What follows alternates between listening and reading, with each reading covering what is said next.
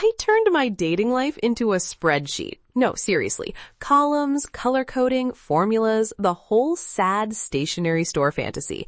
And before you judge, yes, I'm aware this is peak millennial pathology, but also hear me out. It made for the best train wreck decisions I've ever documented. This escalated quickly. And today we are quantifying heartbreak with conditional formatting. Hook, I promise a chaotic, honest play-by-play. If you ever wanted to know what happens when revenge filters meet passive-aggressive calendar invites, stay tuned. I am emotionally exhausted, chronically online, and apparently a spreadsheet hobbyist. Section 1, the long story short, is this. I snapped after a season of ghosting, mixed signals, and that cursed time someone texted me, "We should talk," and then sent 6 memes followed by absolute silence. You know the type. They vanish, reappear with vague empathy, then vanish again like a Netflix show people only talk about when spoilers are allowed. I realized my brain was trying to keep tabs on a full inbox of emotional ambiguity, and my coping mechanism was spreadsheets. Not therapy, not a journal, but columns. I started with a simple sheet. Column A, name. Column B, last texted, with a timestamp, because trauma loves timestamps. Column C, emoji rating. Yes, an emoji score from soccer ball, no chemistry, to 2 hearts, maybe spark. Column D, red flags. Long drop-down menu. Flakiness, ghosting, bad dog kidnapper vibes. Kidding on that last one, but you get my point. Then I added column E, ROI of texts. Literally how many words I typed versus the effort returned. Because nothing says healing like calculating your emotional ROI. Section 2, the spreadsheet reveal. I leaned into the absurd.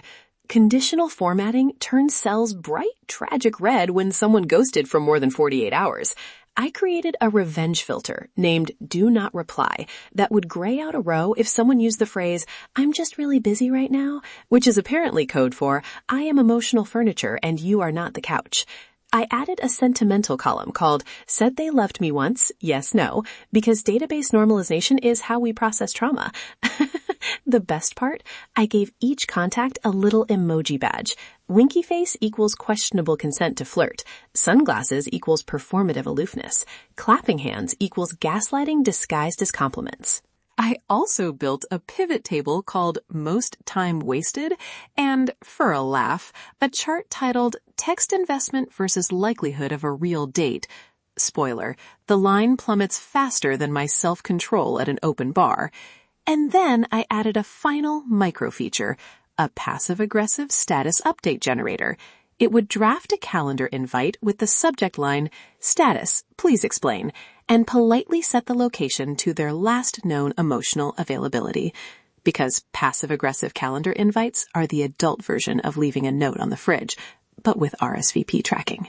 Section 3, escalation stories. This is where the comedy turned into cosmic chaos. Example 1, the accidental email blast. I meant to send a single therapeutic spreadsheet entry to myself. Somehow, I hit share and auto-completed the contact list. Suddenly, 30 people, including a very confused coworker who once flirted at a conference, received a document titled Dating Metrics Q3. Their replies were a beautiful mix of emojis and, honestly, helpful suggestions. Example 2, the calendar invite to an ex. I was testing my status generator and sent a mock invite titled Closure to an old flame. Except I forgot that their calendar auto-accepts invites. For 3 weeks, my phone politely reminded me that closure was happening on Tuesdays, which felt like emotional Groundhog Day. They showed up to a coffee that was only in my calendar. They did not receive the memo that it was a passive-aggressive spreadsheet experiment. Awkward doesn't even start to cover it.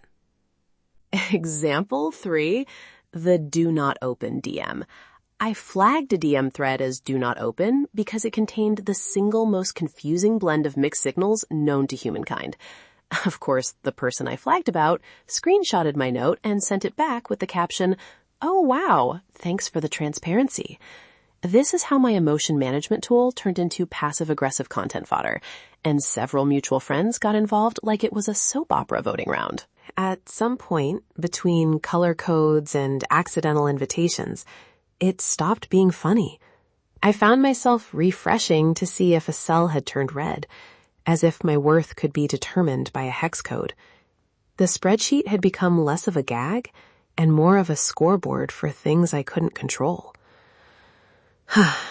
That's when I had a meltdown. Very online, very dramatic, and then very, very honest. I admitted to myself that I was using structure to avoid messy conversations. I was quantifying feelings so I didn't have to feel them. Hot take and lessons.